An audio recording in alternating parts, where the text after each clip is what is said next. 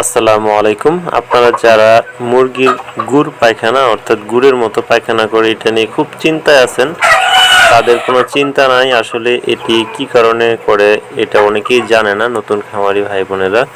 আসলে এটা খাদ্য অভ্যাস পরিবর্তন করে যে নতুন খাদ্য দেন, নতুন পরিবেশে যায় বা এই পানি হয়। আপনি আগে ফিট খাওয়াচ্ছেন, পরবর্তীতে আপনি ভুট্টা শুরু করলেন, ভুট্টার গুঁড়া মিক্স দিচ্ছেন বা বিভিন্ন রকমের খাবারের যে পরিবর্তনগুলো, যে কোনো অভ্যাসের পরিবর্তনের কারণে আসলে এই গুড় পায়খানাটা করে থাকে। এটা চিন্তার কোনো কারণ নেই। আস্তে আস্তে যখন সেই ফিডটা বা সেই খাদ্যটা ম্যাচ করে নেবে তখন এটা ঠিক হয়ে যাবে।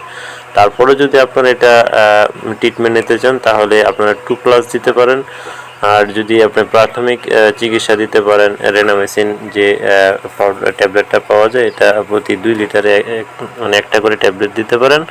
এর পাশাপাশি আপনারা 2+টা দিলে আপনারা খুব মানে ভালো উপকার পাবেন ইনশাল্লাহ।